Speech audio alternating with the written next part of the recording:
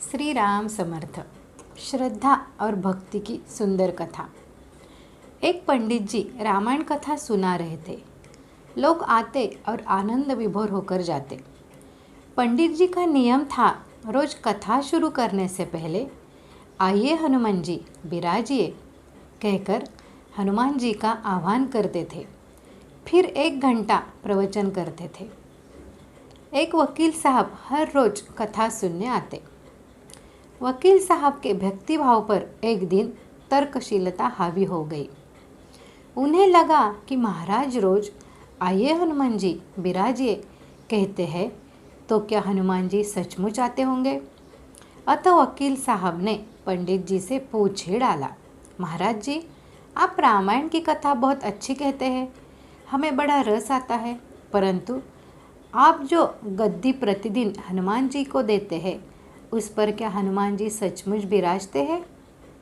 पंडित जी ने कहा, हाँ, यह मेरा व्यक्तिगत विश्वास है कि राम कथा हो रही हो तो हनुमान जी अवश्य पधारते हैं।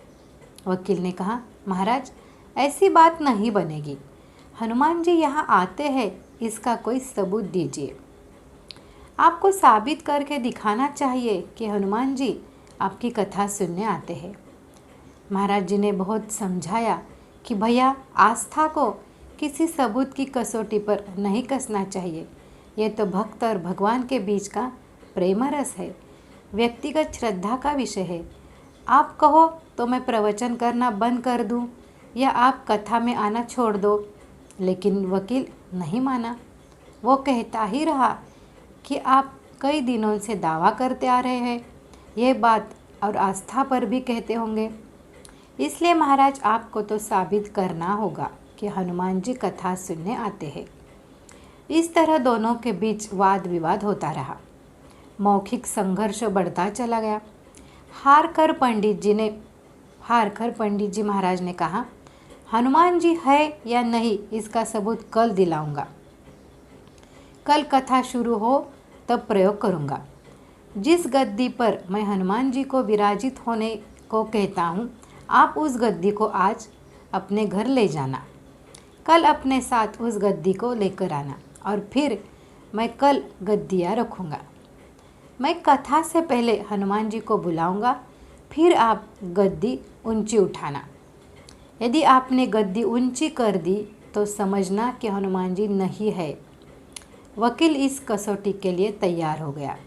पंडित जी ने कहा, हम दोनों में से जो पराजित होगा वह क्या करेगा, इसका निर्णय भी कर ले। यह तो सत्य की परीक्षा है। वकील ने कहा, मैं गद्दी ऊंची न कर सका तो वकालत छोड़कर आपसे दीक्षा ले लूँगा। आप पराजित हो गए तो क्या करोगे। पंडित जी ने कहा, मैं कथा वाचन छोड़कर आपके ऑफिस का चपरासी बन जाऊँगा। अगले दिन कथा मंडल में भारी भीड़ हुई। जो लोग रोज़ाना कथा सुनने आते थे वे भी भक्ति प्रेम और विश्वास की परीक्षा देखने आए। काफ़ी भीड़ हो गई। पंडाल भर गया। श्रद्धा और विश्वास का प्रश्न जो था, पंडित जी महाराज और वकील साहब कथा पंडाल में पधारे। गद्दी रखी गई। पंडित जी ने सजल नेत्रों से मंगलाचरण किया और फिर बोले, आइए हनुमान जी विराजिए।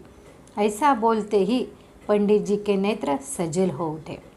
मन ही मन पंडित जी बोले, प्रभु आज मेरा प्रश्न नहीं बल्कि रघुकुल रीति की परंपरा का सवाल है। मैं तो एक साधारण जन हूँ, मेरी भक्ति और आस्था की लाज रखना। फिर वकील साहब को निमंत्रण दिया गया, आइए गद्दी ऊंची कीजिए। लोगों की आंखें जम गई। वकील साहब खड़े हुए। उन्होंने गद्दी उठाने के लिए हाथ बढ़ाया पर गद्दी को स्पर्श भी न कर सके। जो भी कारण रहा, उन्होंने 3 बार हाथ बढ़ाया किंतु तीनों बार असफल रहे। पंडित जी देख रहे थे। गद्दी को पकड़ना तो दूर, वकील साहब गद्दी को छू भी न सके। तीनों बार वकील साहब पसीने से तरबतर हो गए।